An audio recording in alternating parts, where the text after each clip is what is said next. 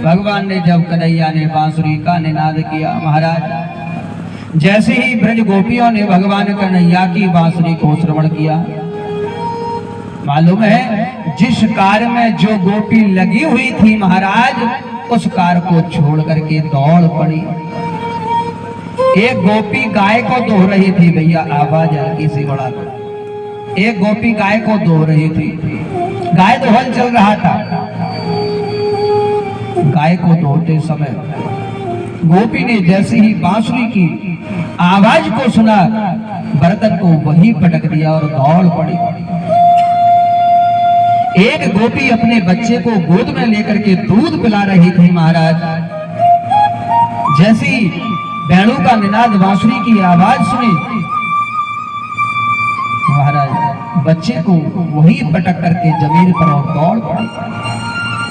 एक गोपी अपनी आंखों में काजल लगा रही थी, एक आंख में काजल लगायो, दूसरी में लगा ही ना पायो। महाराज आवाज सुनते ही दौड़ पड़ी। एक ने बिना लहंगा पहने साड़ी को पहन लिया और दौड़ पड़ी। एक गोपी के पति भोजन कर रहे थे, पति महाराज ने मांगा नमक और उसमें डाल दिया चीनी, चीनी को डाल करके दौड़ पड़ी। एक गोपी के पति ने एक गोपी को पकड़ लिया। उस गोपी ने कहा, महाराज आपको मेरे शरीर से प्रेम है, लेकिन मेरा तो कन्हैया से, आत्मा से प्रेम है। मैं इस शरीर को त्याग करके सूक्ष्म रूप से कन्हैया के पास पहुंच जाऊंगी। कृष्णं विद्धो परम कांतं नातो ब्रह्मतया मुने गुण प्रवाहो परमस्तासां गुणधिया कथम। महाराज सुखदेव जी कहते हैं, राजन परीक्षित सभी गोपियां जाकर के भगवान के पास खड़ी हो गई, इकट्ठी हो गई। भगवान ने इधर नजर डाली तो इधर से गोपियां लाखों, इधर डाली तो इधर से लाखों, उधर डाली तो उधर से हजारों गोपियां आ रही हैं। महाराज गोपी कन्हैया की बांसुरी को श्रवण कर रही हैं, तो कन्हैया ने कह दिया कि स्वागतम वो महाभागा प्रियों क्यों करवाणि बा ब्रजशानमयं कचित् क्रूता गमन कारणम। गोपियों स्वागतम वो आपका स्वागत है। सभी गोपियां बैठी हैं,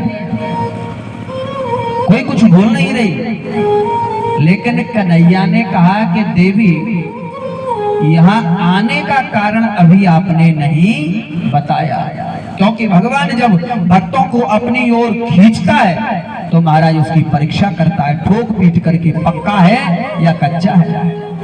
लोग कहते हैं महाराज भगवान की पूजा तो बहुत करते हैं, लेकिन बहुत दुख है हमारे घर में। प्यारे ध्यान रखना कि भगवान की पूजा करते समय, भगवान का भजन करते समय अगर संकट आए तो समझ लेना कि भगवान अपनी ओर खींच रहा है, भगवान परीक्षा करता है। भक्त पक्का है कच्चा, छोटा संकट दे दिया, घबराता है या मेरे भरोसे पर टिका हुआ है। ध्यान रखना, उनके भरोसे पर टिके रहना, क्योंकि इसका प्रमाणित मैं स्वयं हूँ। इस बात को इस उम्र पर मैंने देख लिया है कि भगवान में कितनी शक्ति है।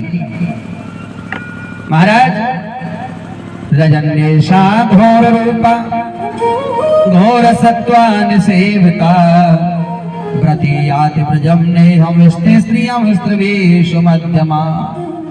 देवियों से कहा इस घोर रूपा रात्रि में तुम आई हो। कन्हैया स्वयं कहते हैं, स्वयं ही उत्तर दे रहे हैं। कन्हैया ने कहा अच्छा तो ये बात है कि तुम वन को देखने के लिए आई हो। ठीक है, तुमने वन देख लिया, वापस जाओ। देख लिया ना, चंद्रमा को देख लिया कितना सुंदर खिल रहा है, देख लिया, वापस जाओ। गोपियां कुछ नहीं कहते। आचार्य सुखदेव जी कहते हैं, राजन परीक्षित, भगवान ने गोपियों से कहा कि पतिव्रता स्त्री को कभी भी अकेले नहीं निकलना चाहिए। स्त्रियों को कभी घर से अकेला नहीं निकलना चाहिए। भगवान कहते हैं, देवी एक पतिव्रता स्त्री थी और उसका नियम क्या था? अपने घर के आंगन में बैठी चावल बीन रही थी। पति कहीं बाहर से आए तो पति देव को देखते ही वह खड़ी हो गई, चावल अलग रख दिया। पति और पत्नी में दोनों एक साथ में वहां बैठ गए। कौन कौन? पति और पत्नी महाराज। लेकिन पति थका हुआ था, पत्नी की गोदी पर सिर रख करके वह सो गया महाराज। उस समय अग्नि जल रही थी, अग्नि कुंड। उस देवी का बालक अग्नि कुंड के पास खेल रहा था। पत्नी देख रही थी सामने से कि मेरा बालक खेलते खेलते इस आग में चला जाएगा और यह मर जाएगा। लेकिन पति को कैसे जगाऊंगा? अगर मैं पति को जगाती हूं तो मेरा पतिव्रत धर्म नष्ट हो जाएगा, और अगर नहीं जगाती तो मेरा बालक जल करके राख हो जाएगा। लेकिन उसने प्रतिज्ञा कर ली, मेरा बालक भले ही जल करके मर जाए लेकिन मैं अपने पतिव्रत धर्म को नष्ट नहीं होने दूंगी। वह बालक खेलते खेलते अग्नि कुंड में चला गया महाराज। कुछ समय के पश्चात जब उसका पति जागा, हड़बड़ा करके पत्नी भागी, जाकर के अपने लाला को देखा, छोरा को देखा, तो पतिव्रत के प्रभाव से उसका बालक अग्नि में खेल रहा था महाराज, किलोल कर रहा था। वह अग्नि भी शीतल के समान हो गई। ये पतिव्रत धर्म में ये प्रभाव है महाराज, शक्ति है।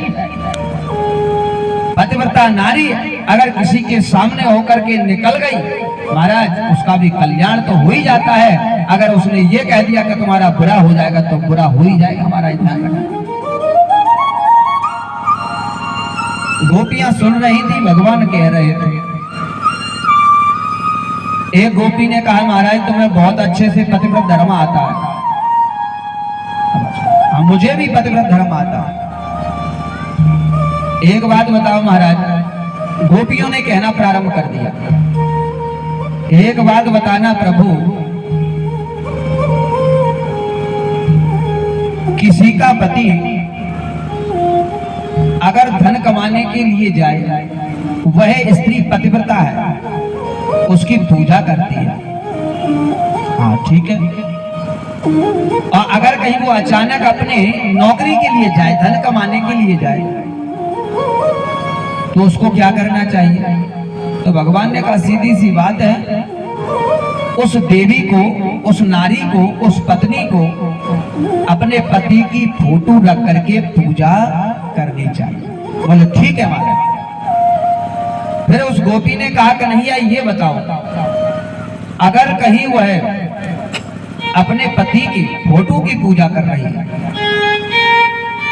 और पति उसका कहीं से आ जाए, आवाज आपकी कम रखना भैया, आ जाए कहीं बाहर से और दरवाजे पर गेट बजा रहा हो, खटखटाता हो गेट को, तो बताओ उस नारी को क्या करना चाहिए? अपने पति की फोटो की पूजा करे या जहां गेट की आवाज आ रही है वहां दरवाजा खोल ले जाए? ये बताओ। भगवान ने कहा सीधी सीधी बात है, जब सच्चा पति आ गया है तो फोटो की पूजा क्यों करे? सच्चे पति की पूजा करना है। बस महाराज, आपने अपने ही मुख से और निर्णय कर दिया। क्यों? गोपियां कहती हैं कन्हैया, ये संसार के जितने भी ये जीव हैं, ये तो सब फोटो हैं, फोटो के पति हैं। सच्चे पति तो आप हो, इसलिए ऐसे बरखों क्या भरूं जो जन्मे मर जाए, बरवरियों को पाल को जस चुड़ लो अमर है जाए। मीरा से कहा, मीरा तुझे राणा जैसा परिवार मिला है, क्या प्रयोजन है कितना सुंदर है। मीरा बोली देखो राणा जैसा परिवार तो मिला है, सुंदर है, अच्छी बात है, लेकिन ऐसे पति बनने से क्या फायदा कि आज पति है और 4 दिन बाद गोविंदाय नमो नमः विधवा योग भोगना पड़े। तो बोले मेरा सच्चा पति कौन है? मीरा कह रही है कि मेरे तो गिरधर गोपाल दूसरा न कोई,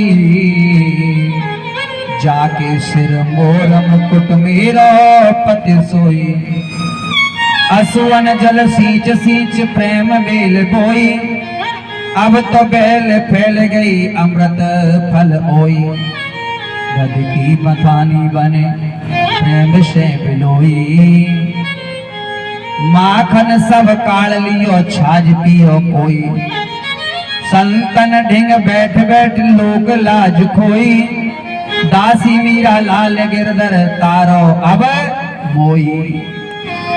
महाराज एक गोपी बोली महाराज सुनो 2-4 चटकुला हम भी जानते हैं, लेकिन उस समय की पतिव्रता और इस समय की पतिव्रता सुन ले।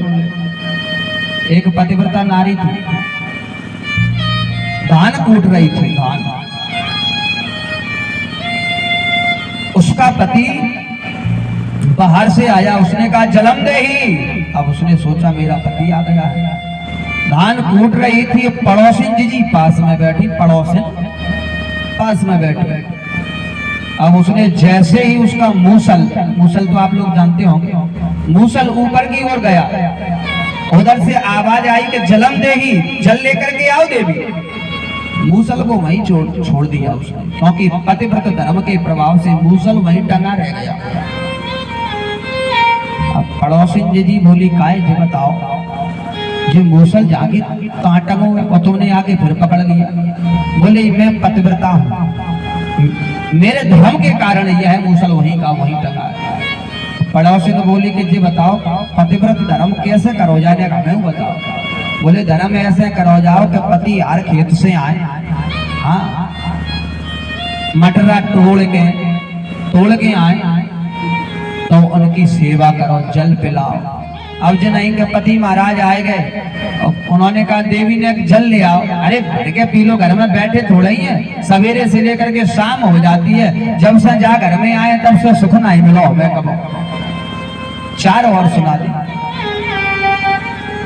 ठीक है कल से हम ऐसा ही करेंगे। सो पड़ोसिन जाकर के पहुंची, पति से बोली कि सुनो महाराज तुम मटरा तोड़ के आओ चाहे चना तोड़ के आओ और चाहे अरहर काट के आओ, आज से तुम जल हमसे ही मांगिए, चाहे सेवा हम करेंगे, कपड़ा हम धोएंगे, रोटी हम बनाएंगे। इसका मतलब पति ही रोज रोटी बनाता था। बोले ठीक है महाराज। अब पति महाराज गए हर खेत के लिए आए, अब वो धान कूटने बैठ गई, पहले ही दिन में धान कूटने बैठ गई। अब उधर से पति महाराज ने आवाज लगाई कि जलम दे ही। सो उन्हें ले जाकर के मूसल ऊपर की ओर गया, जैसे छोड़ा तो देखने लगे कि रुकता है कि नहीं रुकता। अब वो काहे को रुकने लगा, ऊपर को देखा तो सीध पड़ गई नाक की, समोसा जैसी चपटी नाक हो गई, रक्त बहने लगा। उधर से जो है पतिदेव कह रहे जलम दे ही, इधर से वो कह रही है मरी, उधर से कह रहे जलम दे, इधर से कह रहे हैं मरी। पति ने आकर के देखा तो गलबल राग समोसा जैसी नाक हो गई। ये क्या किया? अरे बोले मैं पतिव्रत धर्म निभा रही थी। किसने बताया? पड़ोसिन जी ने। तो चलो पड़ोसिन के पास। अब पड़ोसिन के पास पहुंचे, क्यों तुमने इनको क्या दिखा दिया कि नाक थी जैसी तैसी? वैसा तो खुद तंगड़ी थी लेकिन और तंगड़ी हो गई, समोसा जैसी बन गई, त्रिपटी आई। उसने कहा देवी ने कि एक दिन में पतिव्रता बन जाओगी, सालों बीत जाते हैं, जन्म लग जाता है पतिव्रत धर्म निभाने में हमारा, तब पतिव्रत बन पाते हैं हम और आप। सज्जनों ध्यान रखना, मथुरा की बेटी और गोकुल की गाय, कर्म फूट जाए तब अंत ही हो जाए। भगवान समझ गए, गोपियां बिल्कुल पूर्ण विश्वास है, सभी गोपियां पास में है। भगवान रास रचाने लगे, दोए दोए गोपी बिच बिच माधव। महाराज रास प्रारंभ हो गया। सूरदास की बाणी में आप सुनेंगे, रास रचो है, रास रचो है। महाराज बड़े भाव के साथ में 2 मिनट के लिए गाएंगे हम और आप।